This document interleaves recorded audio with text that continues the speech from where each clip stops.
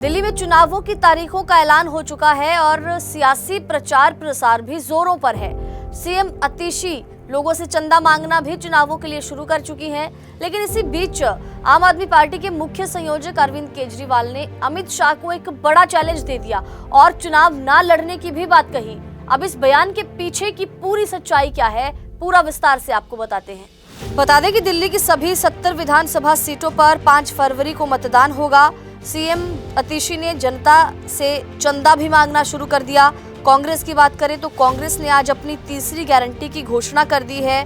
तो इसी बीच अमित शाह को अरविंद केजरीवाल का एक बड़ा चैलेंज मिला है।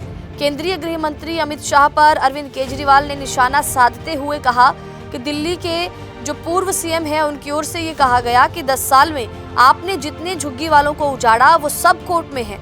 उनके कोर्ट के केस वापस ले लो। कोर्ट में शपथ पत्र देकर कहो कि सभी झुग्गी वासियों को उनकी जमीनों पर बसाएंगे। अगर अमित शाह झुग्गी वालों को उनकी जमीन पर वापस बसा देते हैं तो मैं चुनाव नहीं लड़ूंगा। ये बड़ा चैलेंज अमित शाह को अरविंद केजरीवाल की ओर से दे दिया गया है। कांग्रेस की अगर बात की जाए तो कांग्रेस ने भी युवा उड़ान योजना के नाम से अपनी तीसरी गारंटी की घोषणा की है। ये घोषणा युवाओं के लिए है। कांग्रेस ने दिल्ली के शिक्षित बेरोजगार युवाओं को 1 साल तक 8,500 रुपए प्रति माह देने की बात कही। इस योजना के तहत युवाओं को हर महीने 8,500 रुपए मिलेंगे और 1 साल की अप्रेंटिसशिप प्रदान की जाएगी। इस योजना की घोषणा करते हुए कांग्रेस के जो नेता हैं सचिन पायलट, उनकी ओर से कहा गया कि आज महान विचारक स्वामी विवेकानंद जी की जयंती है, जो युवाओं के प्रेरणा स्रोत थे।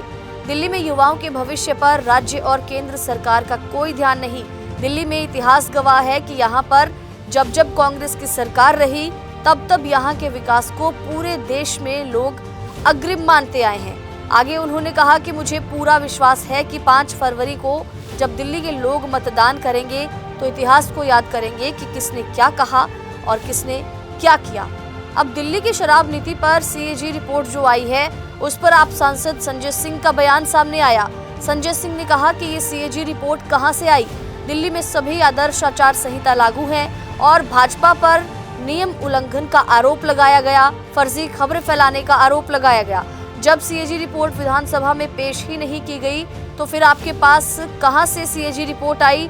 ये बहुत गंभीर मामला है और जो भाजपा नेता इसके बारे में बात कर रहे हैं उनके खिलाफ गंभीर धाराओं में मुकदमा लिखा जाना चाहिए। बता दें कि आप सांसद ने सरासर इस बात को गलत कहा कि कोई सीएजी की रिपोर्ट भी आई है। अरविंद केजरीवाल ने झुग्गी बस्ती के इलाके में उन पर भेदभाव के आरोप करने के जो आरोप हैं वो भाजपा पर लगाए हैं। केजरीवाल ने कहा कि हमने देखा कि कैसे भाजपा नेता झुग्गियों में सो रहे हैं। वो 5-10 साल नहीं सोए, लेकिन पिछले 1 महीने से उनके नेता झुग्गियों में सो रहे हैं। उन्हें झुग्गी वालों से प्यार नहीं, ये अमीरों की पार्टी है। उन्हें झुग्गी वालों से क्या लेना देना। वे झुग्गी वालों को कीड़े मकोड़े समझते हैं। अरविंद केजरीवाल ने आगे कहा कि उन्हें चुनाव से पहले झुग्गी वालों के वोट चाहिए और चुनाव के बाद उन्हें झुग्गी वालों की जमीन चाहिए। उन्हें उनकी जमीन और वोट दोनों से प्यार है। आपको बता दें कि अमित शाह को खुला चैलेंज भी अरविंद केजरीवाल की ओर से कर दिया गया है। केजरीवाल ने भाजपा पर बड़े आरोप लगाए और कहा कि भाजपा वाले झुग्गी वालों को कीड़े मकोड़े समझते हैं। दिल्ली के चुनाव नजदीक आते ही ये झुग्गी वासियों के घरों में सोते हैं और इनको झुग्गी वासियों का वोट और जमीन चाहिए। अमित शाह झुग्गी वासियों को गुमराह कर रहे हैं। तो दिल्ली में सियासी खींचतान के बीच आरोप प्रत्यारोप का जो दौर है वो लगातार जारी है। एक बड़ा चैलेंज गृह मंत्री अमित शाह को अरविंद केजरीवाल की ओर से दे दिया गया है। चुनाव न लड़ने की बात भी केजरीवाल ने कही।